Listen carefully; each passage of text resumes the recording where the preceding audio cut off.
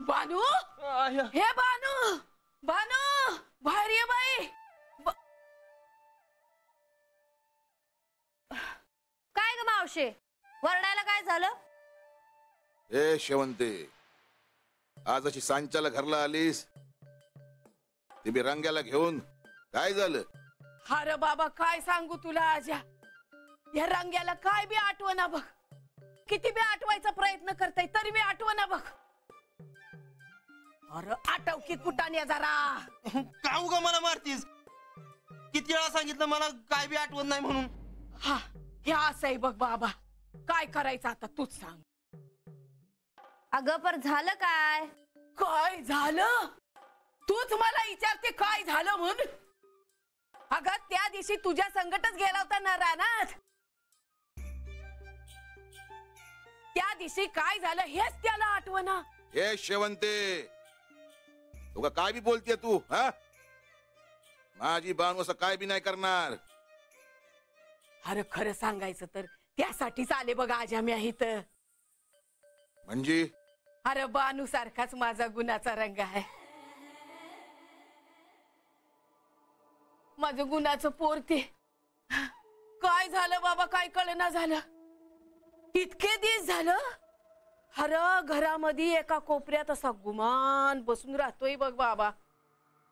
म्या वय तूच.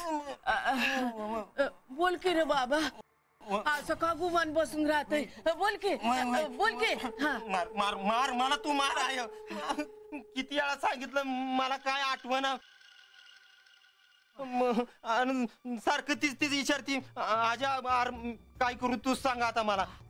अरे आजा तुला सांगतो मला काय बी आठवना. पर टकुरं फुटायची वेळ आली. वय वय वय वय काय माझं टकुरं फुटायची वेळ आली तरी बी तुम्हाला सोड ना.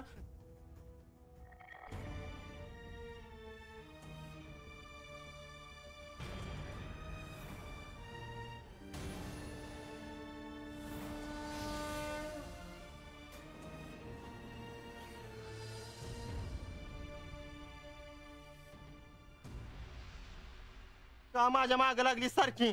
कशाला विचारती सारखं सारखं मला? अगं का उग ताराच देतेस मला? अरे असं कसं जाऊ देऊ बाबा. अरे किती झालं तरी माझ्या पोटच्या पोराच्या आयुष्याचा प्रश्न आहे. अरे बाबा लोक काय का बोलतात तुला माहित नाही.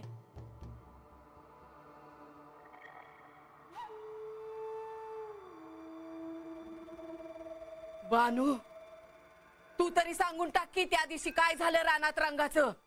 का असं वागायला लागलाय तो? ए मावशे, तुला एकदा सांगितलं ना मला काय बी ठाव नाही. उग काय लपू नको बानू, मला ठाव आहे, तुला माहित आहे ते. आता म्या कशाला काय लपू? मला काय बी नाही माहित. मग त्या दिवशी काय करत होतीस तू रानात? हा,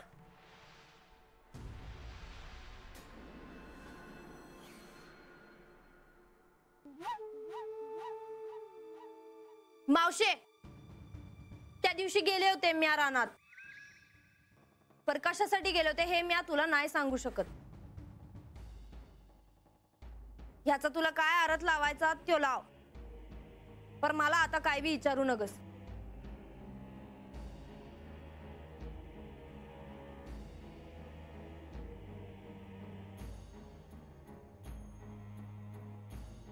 रंग्या जा बाबा तू आता घरला. हा जाऊ जा की. जातो गे. हा मी येते लवकर.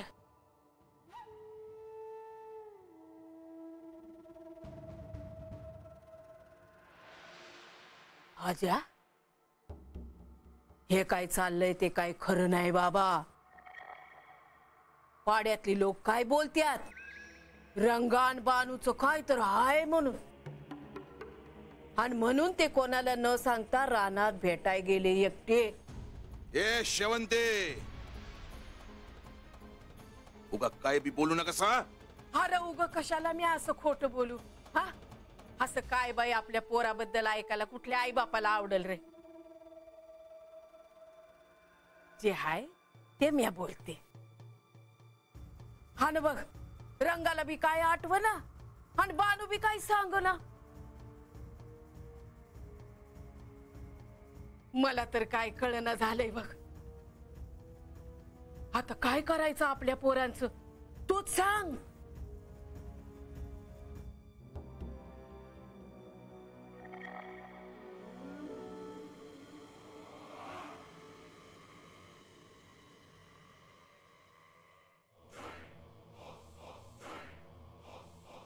प्रणाम माते.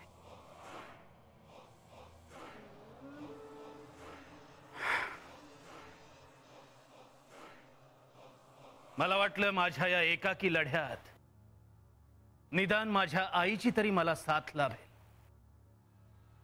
पण नाही. आपला मुलगा मेला की जिवंत आहे याचंही तुला स्मरण नाही. माझ्यासाठी तू त्याच दिवशी मेला होतास कुंभक, ज्या दिवशी तू तुझ्या मायावी दैत्याला जेजुरी आणि पंचक्रोशीतल्या पाण्यामध्ये विष मिळवण्यासाठी सांगितलंस. आपल्यातलं आई मुलाचं नातं मी त्याच दिवशी संपवून टाकलं होतं. आता माझ्यासाठी तू म्हणजे फक्त सुडाच्या भावनेने जगणारा एक दैत्य आहेस.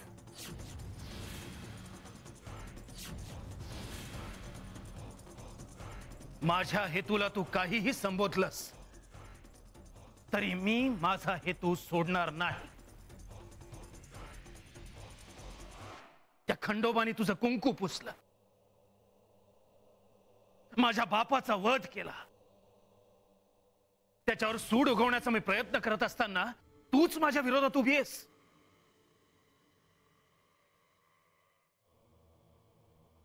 हेच माझं दुर्दैव समजेन मी. माझ्याकडून तुला कोणतेही सहाय्य होणार नाही हे माहीत असूनही तू का आलायस इथे कुंभक? कारण मला एक अशी माहिती हवी आहे जी केवळ तूच मला देऊ शकतेस. मला उलूक हवाय.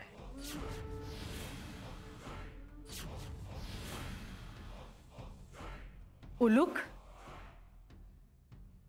दैत्यांचा सेनापती? मी ज्याप्रमाणे तुझ्या वडिलांना खंडेरायांशी युद्ध करताना विरोध केला होता तसाच तो त्यानेही केला होता, पण त्याचंही म्हणणं तुझ्या वडिलांनी ऐकलं नाही. भूतकाळातल्या आठवणी मला सांगू नकोस. तो कुठे आहे ते आधी सांग मला.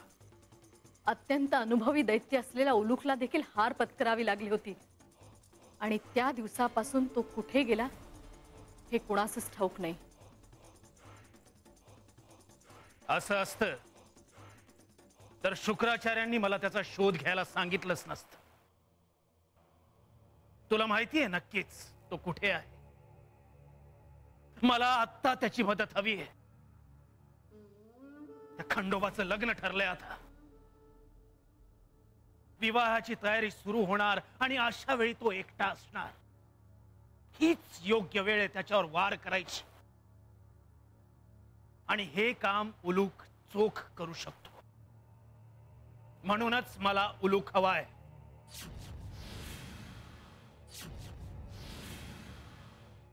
जर तुला उलूक हवाच असेल तर तू त्याचा शोध घे आणि पहा त्याचं मन वळवता येतंय का.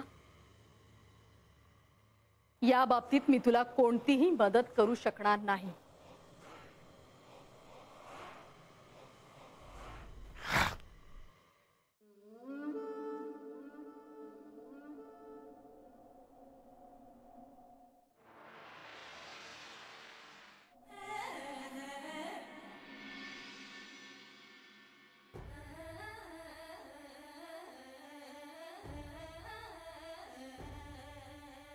देवा खंडोबा, तुम्ही मला वचन दिलं की मी तुझ्या घरला येणार. ह्यातच मला समज मिळालं बघा. अजून काय हवं असतं एखाद्या भक्ताला?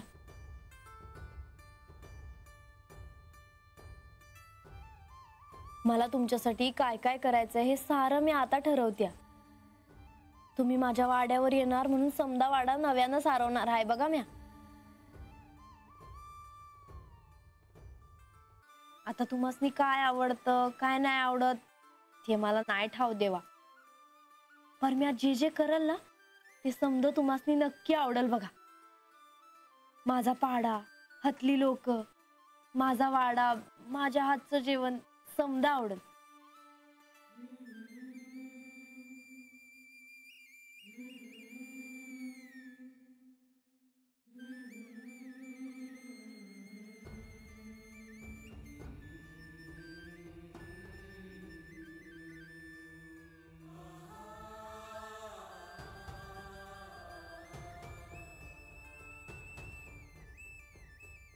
बरं देवा, मला महाराजांनी सांगितलंय की तुमच्या पिंडी समोर दिवा लावत जा, जो कधी बी इजणार नाही. शिवशक्तीचा भाव मनात ठेवून मी आजपासून हा दिवा लावत आहे देवा.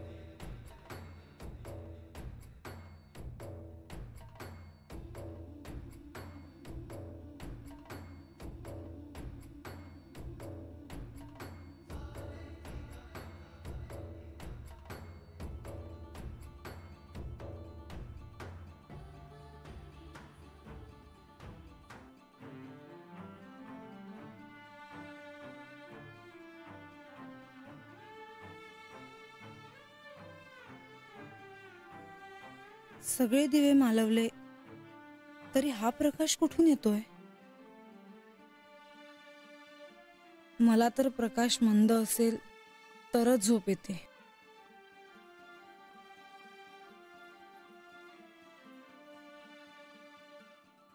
आता या प्रकाशात मला कशी झोप लागणार?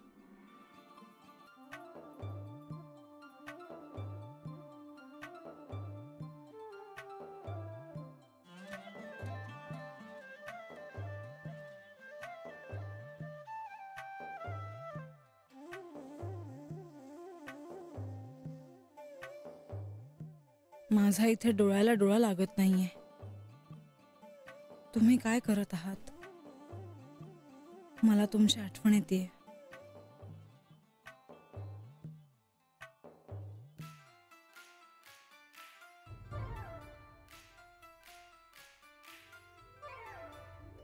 या भूमीवर आपल्या विवाहाची वेदिका आहे.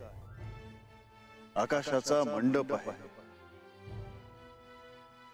ग्रह नक्षत्र, चंद्र, सूर्य, तारे हे उपस्थित आहेत. त्यांच्या साक्षीने सप्तपदीच्या पहिल्या फेऱ्यात मी तुला असे वचन देतो की केवळ याच जन्मी नाही तर अनंत काळापर्यंत तू माझी अर्धांगिनी राहशील. काय मागावं कळना झालंय, पण मला असं वाटतं की तुम्ही एकदा माझ्या घरला यावे. मला असं वाटतं की मी तुम्हाला जेवायला घालावं. ठीक आहे. यानंतरच्या पहिल्या पौर्णिमेला मी तुझ्या घरी येईन.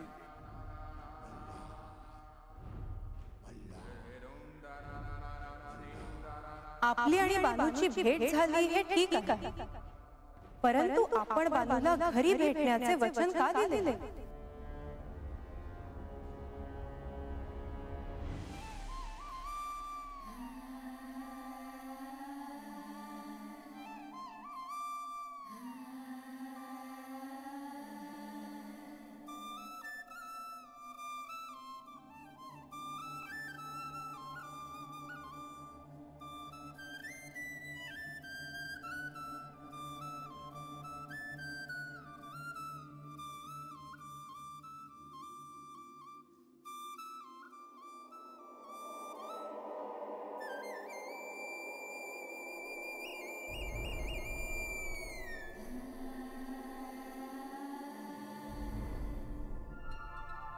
काय करावे? आत्ता या क्षणी या प्रकाराबद्दल मी खंडेरायांना सांगावे का?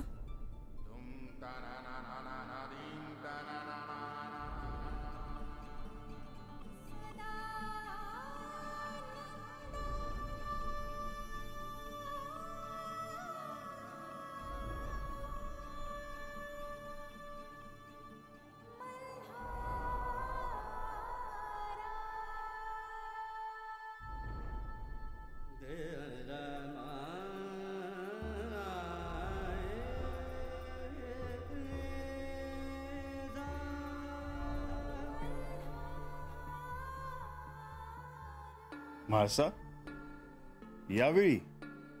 हो. तुमची झोपमोड झाली? नाही, जागाच आहे मी. बोलावे? मला झोप येते, पण झोप लागत नाहीये. का? असे का होते? काय माहित. म्हाळसा, तू कसला विचार करते आहेस का? नाही, पण माझ्या शयनकक्षेतले सगळे दिवे मालवले तरी इथे कसला तरी प्रकाश आहेच. मला मंद प्रकाशातच झोप येते.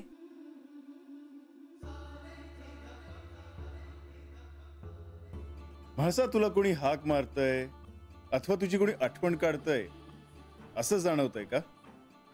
हो, असंच काहीतरी. पण असं कोण आहे? आपल्यावर खूप प्रेम असणाऱ्या व्यक्तीने जर आपली आठवण काढली तर ती आठवण आपल्याकडे पोहोचते, परंतु आपल्याला ती ओळखता यायला हवी.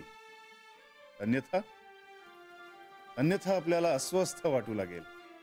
असा कोण आहे की ज्याचं माझ्यावर प्रेम आहे आणि मला माहित नाही? आहे कोणीतरी. मला झोप येत नाहीये. काय करू ते सांगा. म्हाळसा, तू निद्रा देवीची प्रार्थना कर. तिला आमंत्रण दे. तिला म्हणावं की मला तुझ्या कवेत घे आणि गाढ निद्रेत घेऊन जा. निद्रा देवी? बर. मला माहित आहे तुला शांत झोप लागेल, परंतु तू निद्रा देवीला शरण जा.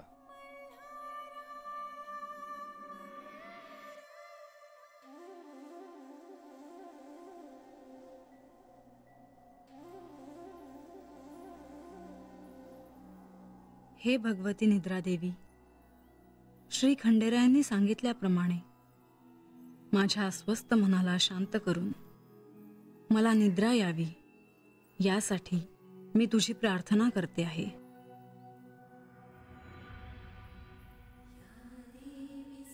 आपण आदिशक्तीचाच अंश आहात. जसे जागृती तुझे रूप आहे, तसेच निद्रा हे तुझेच स्वरूप आहे.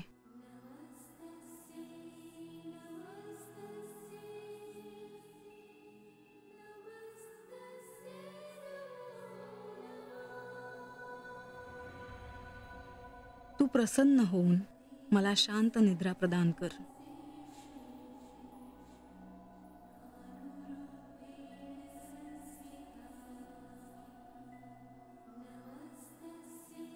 या देवी सर्वभूतेषु निद्रारूपेण संस्थिता.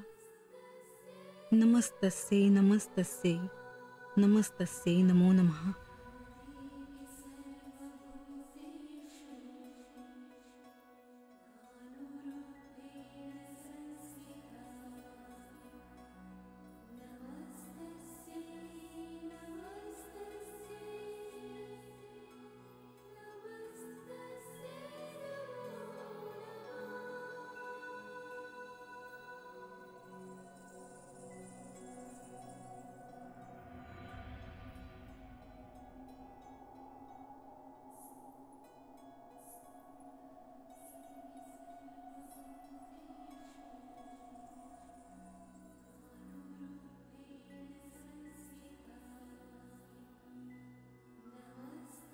हे म्हाळसा देवी,